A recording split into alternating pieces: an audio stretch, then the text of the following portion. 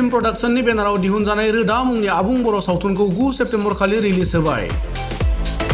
क'क्राझार जिल्लानि रामफलबिल रुपनाथ ब्रह्म गोसोखां फोथाराव सनिबारनि मोनाबिलियाव आरबि फिल्म प्रडाक्शननि बेनाराव दिहुनजानाय रोदा मुंनि आबुं बर' सावथुननि दिन्थिफुंनाय समाव आरबि फिल्म प्रडाक्शननि बिगुमा रिया ब्रह्मजों लोगोसे बर' सावथुन मुलुगनि गोदान गोजाम गोबां महरगिरिफोरजों लोगोसे ओनसोलनि दैदेनगिरि आरो रोजा रोजा रायजो राजाफोरा बाहागो लादोंमोन।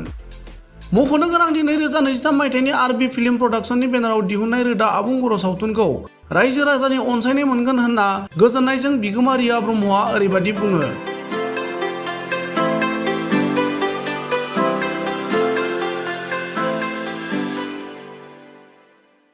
आङो जोबोद गोजोननाय मोनदों। मानो होनोब्ला जोंखौ रायजो राजाफ्रा जोबोद सापर्ट खालायदों, जोबोद गोसो मोजाङै लैहोर फैनानै जोंखौ सापर्ट खालामनो थाखाय फैदों। आं आसा खालायो जोंनि मुभियाबो रोदाया रायजोफोरनि गोसोखौ गोजोन होनो हागोन। बिनि थाखाय आं दसे सम नेथ'नोसै रायजोफोरनि फिडबेकखौ माब्रै नुयो आरो आं बिदिनो नाजालांबाय थागोन रायजोफोरखौ गोसो गोजोन होनो थाखाय। आरो आं बेखौल' खावलायनो लुगैयो रायजो राजायाबो जोंनो बिसिनि बिराद जोबोद अननाय नांगौ, हेफाजाब नांगौ, अब्लासो जोंबो माने मावलांबाय थानो गोसो जायो।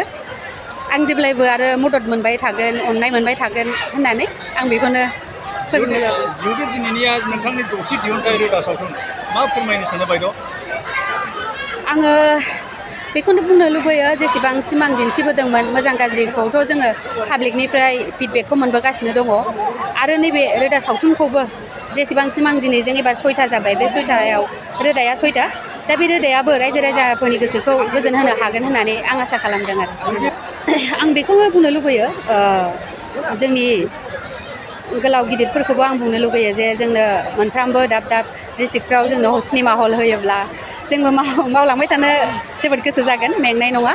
मानो होनोबा जोंहाथ' बयबो मिथिखागौ बर' सावथुनावहाय एलबामानो जा मुभियानो जा बेबायदि जों जेसेबांसिम खरसा गारो बेखिनि खरसायाथ' जोंनाव फैफिनखाया। अब्लाबो कालसारा जोंना डेभेलप जानांगौ होननानै हाजासे सेस्था खालामदों जों मोजां कुवालिटि लाबोनो, मोजां स्ट'रि लाबोनो, मोजां एक्टिं, खारन जोंनि गथ'फ्राबो जोबोद रोंगौथि गोनां दङ। दा जोंसो प्लेटफर्म होनो हायाखै।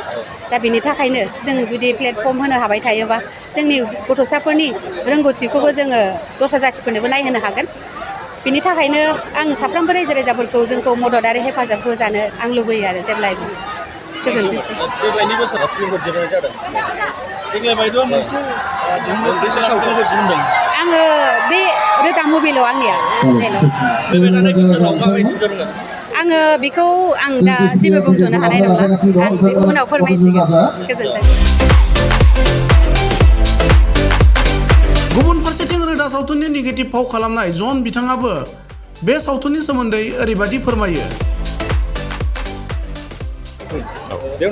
एक्चुअलि आङो सिगां जोंनि आब' रियाखौ आं सिगां गोजोननाय आरो हामलायनाय आरो थेंक इउ आं जासिहरनाय जायो। स' एक्चुअलि आङो जेब्ला आब' रियाया आंखौ फन खालामनानै आंखौ जेब्ला बुंदोंमोन जे माने जन, स' नोंनि थाखाय मोनसे ओरैबायदि मोजां रल दङ जे माने मेन नेगेटिभ रलाव। स' आङो बिनि उनावहाय आब'खौ बुंदों जे थिग আছে, आं थांनानै आं सिगां स्क्रिप्टखौ नायग्रोसिगोन आरो नायनायनि उनावहाय आङो आब'जों मोजां रायज्लायनानै आङो बेवहाय रल प्ले खालामसै। स' जेब्ला आङो स्क्रिप्टखौ आं नायदोंमोन, स' बे समाव आं बहुद गोजोननाय मोन्दों आरो दिनै आरो आब' रियानि अननायाव दिनै आरो बे रलखौ प्ले खालामनो मोननानै बहुद गोजोननाय मोन्दों। स' आरो पाब्लिकआ आरो जोंना रायजो राजाया गनायगोन, बेखौ आरो एक्सेप्ट खालामगोन आरो अनसायगोन होननानै आं सानो। स' नुनो मोन्दों बेहाय नोंथांनि जि पार्ट, लास्ट पार्टआव जि बाक्सु खेवनायनि बाहाय मोनसे थिग जादों, बेयाव मा फोरमायनो सानो? स' एक्चुलि जोंनाव सासे जोंनि डाइरेक्टर दङ, डाइरेक्टर जोंनि सार दङ सानसोरां खाख्लारि आरो बिनि को डाइरेक्टर दङ, बे जाहैबाय जोंनि मा नाममोनलाय जोंना ब्रिजेश बर'। स' एक्चुलि आं बिसोरखौ आं गोजोननाय आं जासिहरो, आं थेंक इउ जासिहरो। स' बिसोर गैयामोनबाबो आरो जोंनि टेकनिशियान, जोंनि जेसेबां स्पट जोंनि थादों बिसोरनि थाखायसो जोङो बे मुखामाव फैनो हादों आरो बेनि थाखाय। स्पेसियेलि जों नुनो मोनो बर' सावथुन मुलुगनि बिहोमा हिसाबै रिया ब्रह्म बिथाङा गोबां नांथाबनानै गेजेर रां रुफा खरसा खालामनो दिनैहाय सिनेमा दिहुनबाय थादों। बे समाव नोंथाङा सासे जाखांफु फावगिरि हिसाबै मा फोरमायनो सानो, मा इनकारेजमेन्ट होनो सानो? स' एक्चुलि जोंथ' दा जों जास्ट ग्रयिं आप, जों एक्टर, जों आर्टिस्ट। स' आं बेखौनो बुंनो सानो जे जोंनि इयुन जोलै, जोंनि जेसेबां माने आरो जोंथ' सेनियरखौ जों अभियासलि जों माबा होखायो, जों सनमान होयो। स' जोंनि इयुन जोलै जेसेबां जोंनि आर्टिस्टफोर दङ जों बिसोरखौबो जोङो माबा खालामगोन जोङो इनकारेज खालामगोन स' माने आरो आबरियाथ' जोंना दा माने मा बुंबावनो आरो दिनै आबरियानि जायनि माने खर'आव माने आशीर्बाद थायो बोर थायो स' डेफिनेटलि जों साक्सेसआव थांनो हागोन